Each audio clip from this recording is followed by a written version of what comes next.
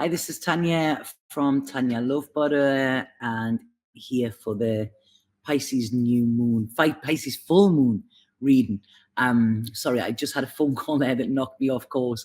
This is one of the things I want to talk about as well, because with this moon, it is really, really interesting. It's what is getting in our way. Okay, so this is the Pisces moon. So I'm just going to wait a second, get some people to come on here. I know people aren't getting notifications now. People keep messaging me, telling me that I can't do anything about it. I don't know. I don't know why this is happening. So, like I say, a couple of minutes and then I will just crack on. So tonight is the Pisces full moon, but it's also, we have Saturn in the mix. Okay, now Saturn is the harsh teacher. I heard somebody say the other day that Saturn whispers and whispers and then eventually shouts. And this is what I feel is going to happen with this Pisces moon. So Pisces is very dreamy. It's all about our dreams. It's all about, where we want to go, what we can actually do with our lives. Now, there were some notes coming through this morning. They were speaking very, very fast and quick to me this morning. So I'm just going to check these notes and then I will go into the cards and see what's there. So what this moon, this full moon, because remember, full moons are about illumination. They're bringing something to the forefront that maybe might have been hidden or might not have been seen.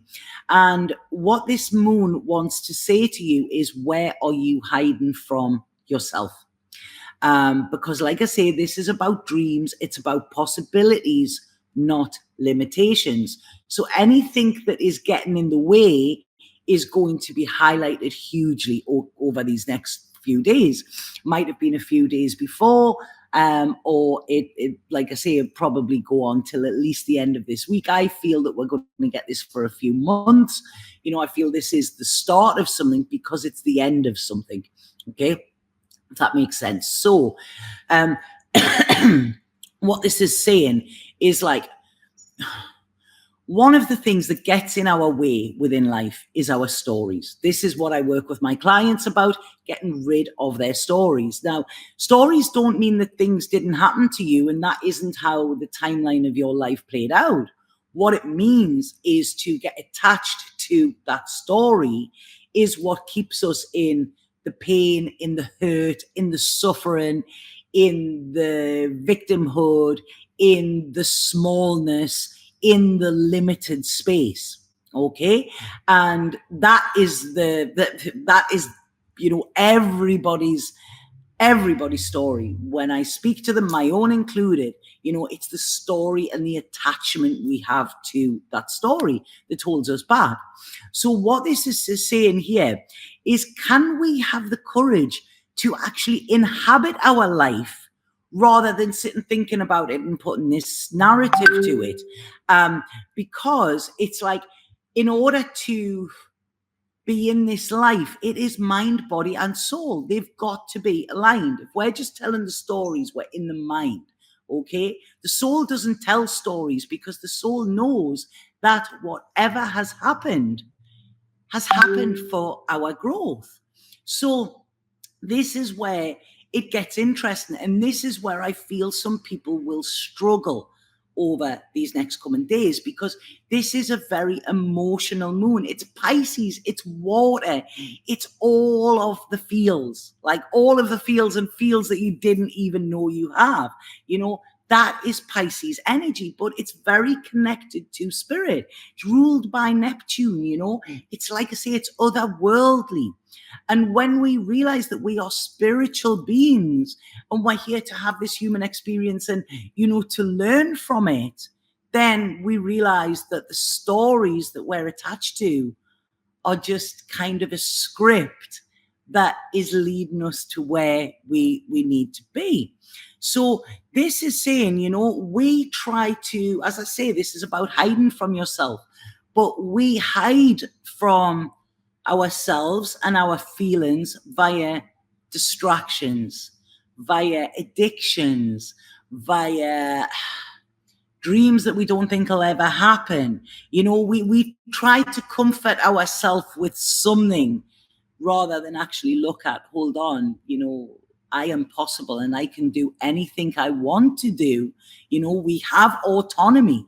Every single one of us has our own life, but we are that busy living other people's lives or living a life that we will get validation and, praise from other people for living, that we don't actually live it. Okay. We're constantly looking for that approval.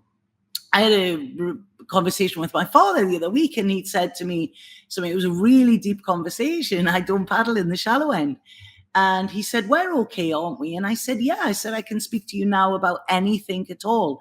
At one time I didn't, because at one time I used to get scared that if I said something that you didn't like or pulled you up on something, that you would abandon me again, that you would reject me. And my own insecurity stopped me from being true to you. And now I don't need validation from you. If you're going to give me love, I'm going to take it and I'm going to receive that. And I'll receive that with massive gratitude. But I don't need that now. That was part of my old story, and that story is gone. So this is where we've got to look at where we are living a life that we need something from other people. And that is stopping us from being in our truth and being in our mind, body, and soul. So this is also, this moon is saying to us, step forward or step back. That's it. It's like a crossroads. It's very, very fated time, this. It's very connected to karma. So things will go around, In my own life, that has happened hugely as well, over the last few days. And it's like, we say that every ending is a beginning and every beginning is an ending, and we see that, and we see how the universe works. And to be honest, it's fucking beautiful. Like, I'm like mind blown with it. Wow, yeah, I get it. I get it 100% now. But I might go into that a bit more, but I want to go through what they were telling me this morning in the order that they're telling me, because they go and get to it. So this is it. When we take one step towards the gods will take 10 towards us. So our destiny is there. And the thing is, if we don't do the lessons in this life, we then have to come back and do them again. And it's going to get harder, So you might as well, you cannot hide from it. You cannot swerve it. You cannot anything. You've got to do the work, because even if it doesn't catch you in this lifetime, karma is going to get you, and you're going to have to do this work. And it's not to make things hard for you. It's to make things better. When you understand how it works, and, we take away this attachment to how we believe things can be, this is when we can live in freedom. So a majority of us are actually just breathing. We get up on a morning and we breathe, and we breathe, and we go to bed and we breathe. But where is the living in that? Where is the living? There are so many of us scared of dying. And believe me, I was told the other day, there is something coming again. Okay, I don't know if this is another lockdown. I don't know if it's another pandemic. But between now and the 23rd of September, there's going to be some brainwashing going on. So I'm warning you about that now. I might go into that deeper, but this isn't where I'm going today with it. But be aware, be aware that not all is what it seems, okay? When the right hand's waving, look at what the left hand is doing, because something is coming, and it's basically, I was told it's mind fuck, it's a mind fuckery. They're going to really try and mess with our mind for some reason. And this is where the illusion comes in, which Pisces can be connected to illusion as well. Now, the reason I mentioned that is because if something like that happens, we go into fear, okay? Now, every fear that we have is of dying, okay? We fear getting rejected. The reason we fear getting rejected is because in the olden days, when we were part of a tribe, then if we were rejected from that tribe, we were going to die, because we relied on the tribe for food, water, shelter, connection, all of that. So that is why we have this fear of rejection, okay? If we are up on a plane or whatever, we're scared, what if I die? And all of these people I speak to, talk about how scared they are of dying. But I feel these people should be scared of not living, because are you living your life every single day true to you, true to your dreams? Are you pursuing your dreams, or are you putting limits on yourself? This is what this isn't just me spouting on. This is what this Pisces moon is going to show you. If the song's coming in there, Blue Moon, and it is a blue moon tonight. And remember the song, it's you saw me standing alone, without a dream in my heart, without a love of my own.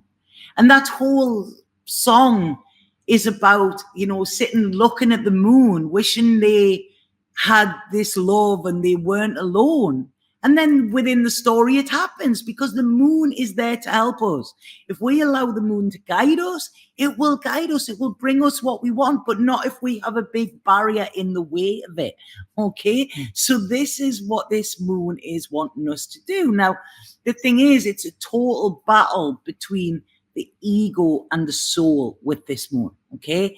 The ego wants certainty. The ego wants labels. This is what this is, and this is where this is going. And this is going to be forever, blah, blah, blah, blah, blah. That's all ego stuff. The soul knows that everything is infinite, that everything is infinite, then, like I say, the ego wants this certainty. I was sitting in a cab the other day, and the taxi driver said to me, I can't wait to win the lottery. I want to win the lottery. And I said, okay, why do you want to win the lottery? And he said, well, because then I'll have won the lottery. And I said, okay, and then what would you do? He went, well, then I'd have loads of money. I said, yeah, and then what would you do with the money? And he went, well, I don't know. I haven't even thought about that. And I said, so why do you want to win the lottery? Well, so I have the money. And it's like, but the money to do what? Have that dream of winning the lottery if you want. But you need to know what you're going to do when that happens, because we all have dreams. Every dream I have ever had in my life, I have done. There's one I haven't, and that doesn't just involve me. So that's why I can't do that at this moment. But, if you have a dream, then you're working towards something rather than actually just existing and getting through each day by breathing. So it's an interesting moon here. And I want to speak a little bit about love in this moment, okay? Because Pisces is about the emotions. It's about the feelings, I always say Pisces is like the Page of Cups in tarot. He's wide-eyed, he's wonderful, he has this innocence, he believes in love, he's got this romantic, he wears rose-tinted glasses, and he writes poetry, he writes songs, he paints pictures, he's the creative. It's that beautiful, beautiful energy, that people go, oh God, his head's in the clouds. And it's like, yeah, it is, but his feet are on the ground. And what a beautiful way to be, because that person inspires people by being like that. And, living with an open heart in this world is the hardest thing to do, but it is the most essential. And to actually be open-hearted, even when you're, when things aren't going the way that you expected them to, or, when things don't turn out in that way, to still know, right, okay, love is present here. This weekend, I sat with San Pedro. Now, San Pedro is one of my go-to plant medicines, and it's very, very subtle. It's not like shrooms. It's not like ayahuasca. It's not like changa. It's not like any of the others. It's subtle. But God, it's beautiful. And it gets called the grandfather because of this wisdom that it imparts. And the tagline for San Pedro is open your heart, because your mind cannot comprehend what I'm about to tell you. We cannot actually figure it out in our logical mind, but we feel it, and we feel it with every sense of our being. And what came through this morning is that love never leaves. We can choose to step away from it, or we can decline its offer. But love is always there, waiting for us to choose it and to claim it. When we step in our heart, if we look at anything in the world, right, any of the wrongs in the world, you know, the hatred, the nastiness, all of that. People say that love is missing. Love is never missing. It's always there. But the people who are wanting wars, the people who are nasty, the people who are all of that, they have stepped away from love. And one of the things that is most important, and it's going to be most important, and I keep banging on about this, but I am telling you, in these next 2 years, is remember love, okay? Drop into that heart space. That is what is going to be your weapon, and that is what is going to be your shield. That is what is going to protect you, okay? To be able to drop into that heart space. And when we look at, like, say, for instance, if we look at relationships, okay, because they are usually the biggest source of people's pain or disappointment or expectations or whatever. All of these things come from the expectations and the attachments we have to it, okay? We meet somebody, we fall in love. I like to say we rise in love because that's what it does. It elevates us, okay? We shouldn't go down. If we fall in love, then we're doing it wrong, okay? There shouldn't be this stumbling.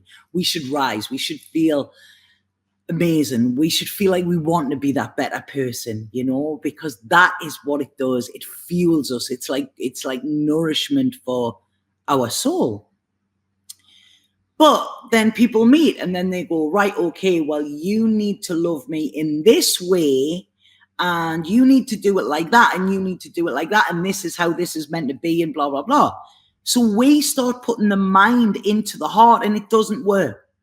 It doesn't work like that. This is why, you know, we have problems with people. This is why families are pulled apart, because the ego comes in, and the ego wants to be right, and the ego wants to, you know,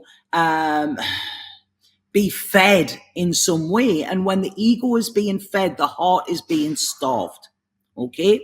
But we take away the ego, and there is nothing left but love.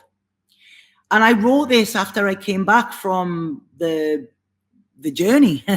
And it was a journey, and it was beautiful, beautiful surroundings. I am deeply, deeply grateful for what I experienced and for the company I experienced that with. You know, there is nothing. It was, you know, when it was like going home, you know, when you go into that womb of home, that thing that we all crave. You know, there's an amazing book called The Search for the Magical Other, and it's about Jungian study regarding why we're always looking for that other person and what it is we need. And it's this womb-like